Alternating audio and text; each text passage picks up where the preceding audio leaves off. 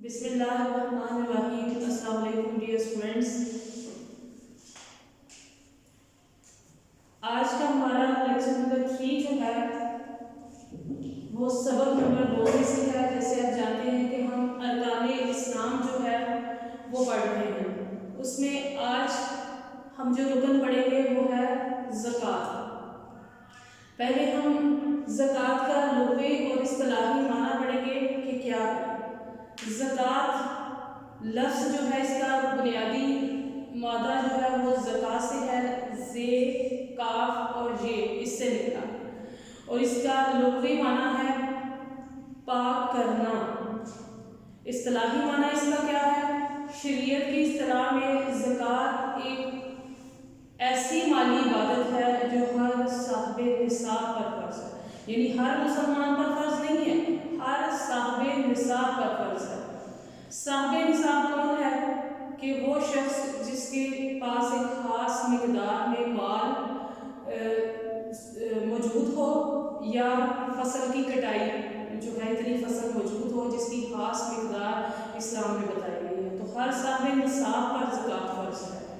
زکوٰۃ ادا کرنے سے اللہ کے حکم کے مطابق نہ صرف انسان کا مال پاک ہوتا ہے بلکہ اس کے ذریعے انسان کا دل بھی پاک ہوتا ہے، کیونکہ اس کے دل سے دولت کی ہوس چلی جاتی ہے. قرآن پاک میں زکوٰۃ کے لیے صدقہ کا لفظ بھی استعمال ہے. اب ہم دیکھتے ہیں کہ قرآن جو ہے وہ ہمیں زکوٰۃ کے بارے میں کیا حکم دیتا ہے. اللہ تعالیٰ قرآن پاک میں کیا فرماتے ہیں؟ قرآن پاک میں اکثر مقامات پر جہاں جہاں نماز کا ذکر ہے اس کے ساتھ زکوٰۃ کا ذکر آیا ہے.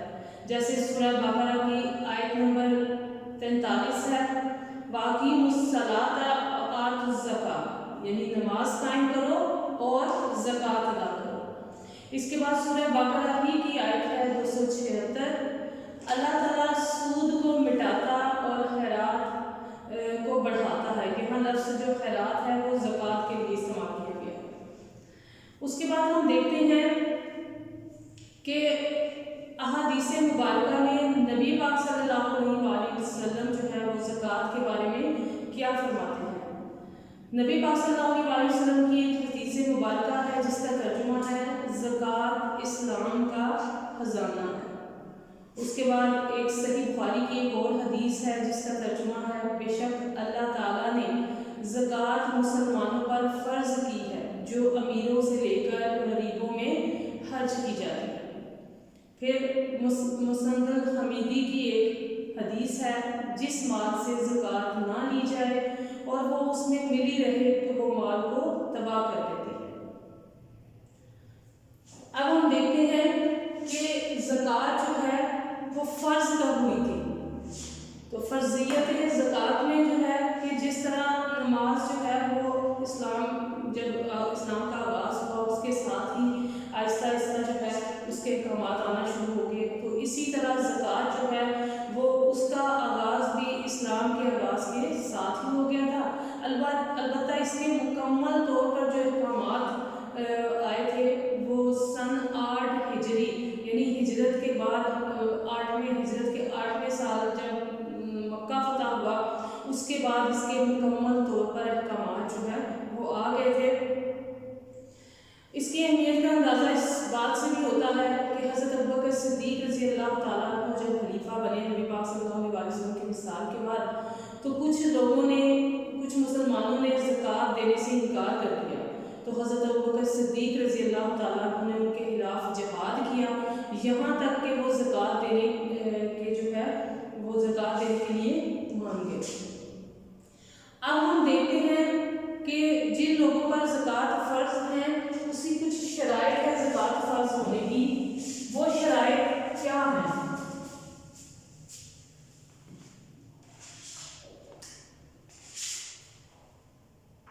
زکوٰۃ فرض ہونے کی شرائط.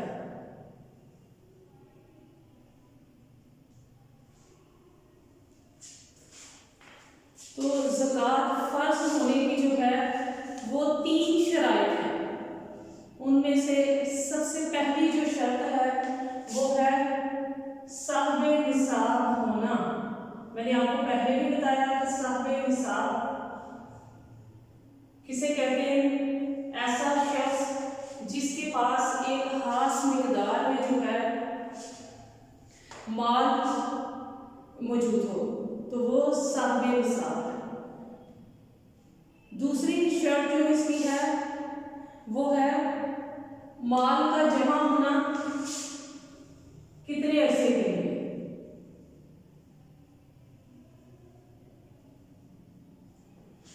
دوسری شرط مال کا جمع ہونا، یعنی زکوٰۃ اس وقت فرض ہوتی ہے جب ایک خاص مقدار میں مال جو ہے وہ جس شخص کے پاس ہے اس کو جمع ہوئے پورا سال گزر چکا ہے، یا اور دوسری بات اگر فصل ہے تو ہر فصل کی کٹائی پر جو ہے زکوٰۃ فرض ہو جاتی ہے۔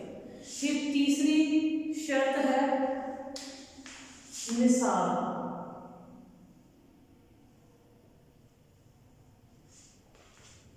نصاب کیا ہے؟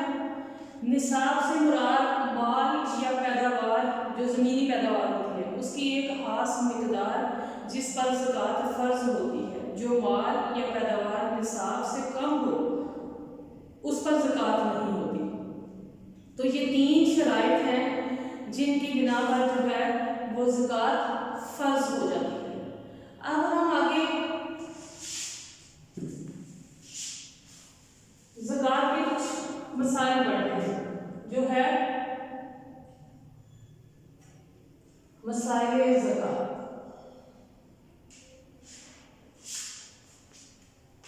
مطلب یہ ہے کہ زکوٰۃ ان لوگوں پر فرض ہے جن کے پاس ایک خاص مقدار میں مال موجود ہو، اور اس خاص مقدار کو نصاب کہتے ہیں۔ مختلف اشیاء کی جو زکوٰۃ ہے وہ مختلف ہے۔ جیسے دیکھیں کہ سونا اور چاندی۔ سونا جو ہے اگر کسی کے پاس 7.5 تولہ سونا موجود ہے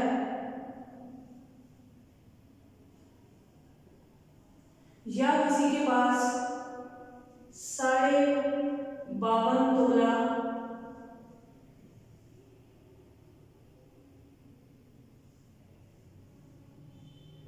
چاندی موجود ہے، تو اس پر زکوٰۃ جو ہے وہ 2.5% ہوگی، 2.5%، یعنی 7.5 تولہ سونا کی جتنی قیمت ہوگی اس پر 2.5% زکوٰۃ ہوگی۔ اسی طرح 52.5 تولہ چاندی جس کے پاس ہوگی اس پر 2.5% یعنی 2.5% جو ہے وہ زکوٰۃ اس پہ جو ہے وہ فرض ہوگی۔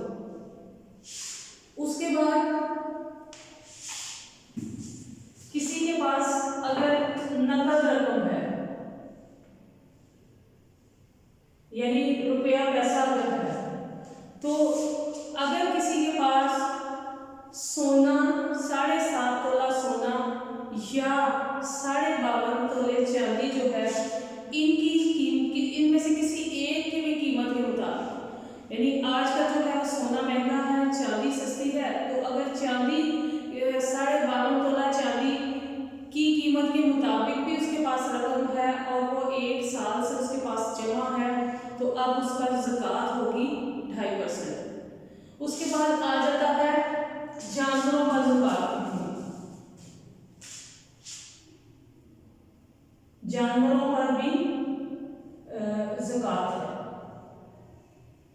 جیسے اگر کسی کے پاس بھیڑ یا بکریاں جو ہیں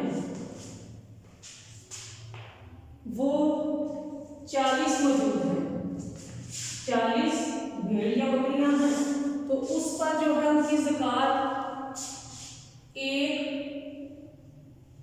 بھیڑ یا بکری وہ زکوٰۃ ہوگی۔ یعنی اگر کسی کے پاس 40 بھیڑیں ہیں یا بکریاں ہیں یا 40 بکریاں ہیں تو اس پر 1 بھیڑ یا 1 بکری زکوٰۃ ہوگی۔ پھر یہ نمبر 1 تھا۔ نمبر 2، اگر کسی کے پاس بھینس یا گائے جو ہے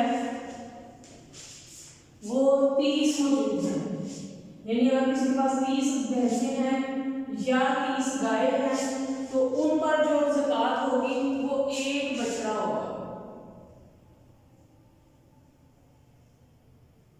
ایک بچڑا اس پر زکوٰۃ ہوگی۔ اسی طرح نمبر 3 پہ ہے، اگر کسی کے پاس 5 اونٹ ہیں،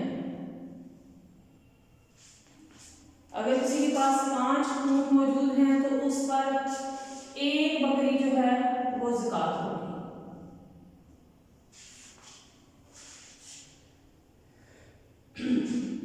یعنی یہ جانوروں کی تعداد اگر اتنی ہوگی تو اس پر یہ زکوٰۃ ہوگی۔ اب آگے ہے زمینی پیداوار کا زکوٰۃ۔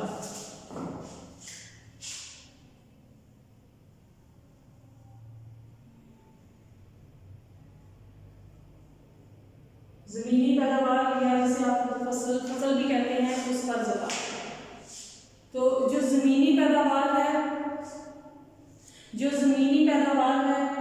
ایسی زمین کہ جو کہ قدرتی طور پر قدرتی ذرائع سے جو ہے وہ سیراب ہوتی ہے، جیسے بارش سے یا قدرتی چشموں سے اس کو پانی ملتا ہے، تو ایسی زمین پر جو فصل جب بھی کٹائی ہوگی اس پر عشر ہوتا ہے جسے 10% کہا جاتا ہے، یعنی 10واں حصہ اس پر جو ہے وہ زکوٰۃ ہوگی۔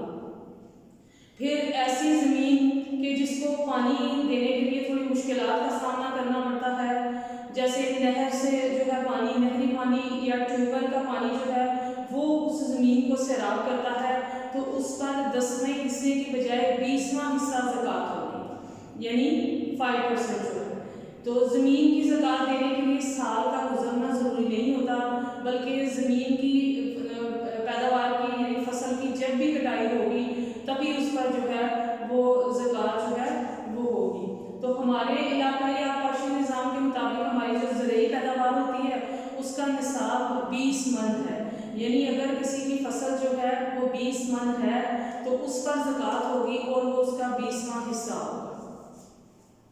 اب ہم دیکھتے ہیں کہ وہ کون سی چیزیں ہیں کہ جن پر زکوٰۃ نہیں ہوتی۔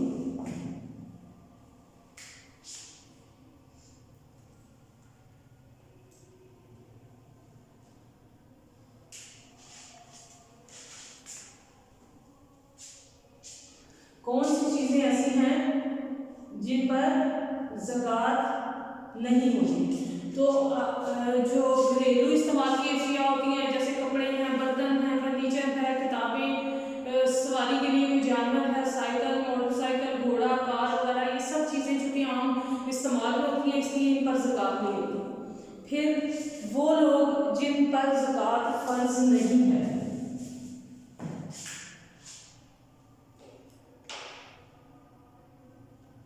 جن پر زکوٰۃ فرض نہیں، وہ کون سے لوگ ہیں؟ ایک دیوانہ، یعنی ایسا انسان جو دماغی طور پر ٹھیک نہ ہو، اپنے ہوش و حواس میں نہ ہوتا ہو۔ دوسرا بچہ، کہ چونکہ بچہ بھی نابالغ ہے، مکلف نہیں ہے، اس لیے وہ اس پر زکوٰۃ فرض نہیں ہے۔ تیسرا ایسا انسان جو قرض دار ہے، مقروض ہے، تو اس پر بھی زکوٰۃ جو ہے وہ فرض نہیں ہے۔ اب ہم یہاں پڑھیں گے کہ زکوٰۃ جو دی جاتی ہے اس کے کچھ اصول ہیں۔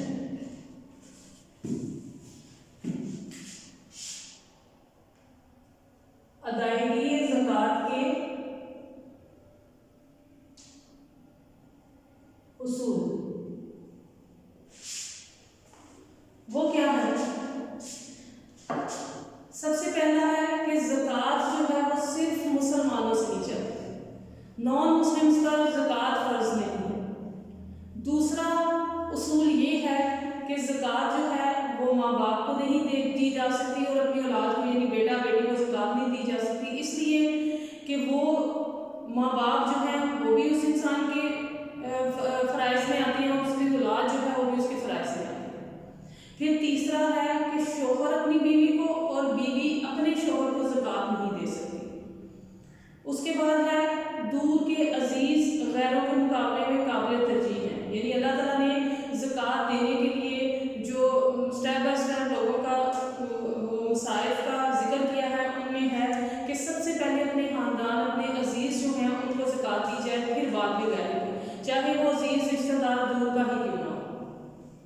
پھر غیر مسلم کو زکوٰۃ نہیں دی جا سکتی، اس کی کسی اور طریقے سے مدد کر سکتے ہیں لیکن زکوٰۃ سے نہیں۔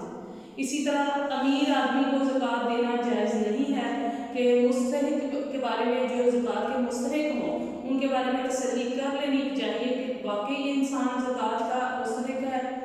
پھر ایک بستی کی زکوٰۃ جو ہے، یعنی اگر ایک ایریا ہے اس کے لوگ زکوٰۃ دے رہے ہیں تو سب سے پہلے فرض یہ ہے کہ اسی ایریا کے لوگوں میں جو ہے زکوٰۃ دی جائے۔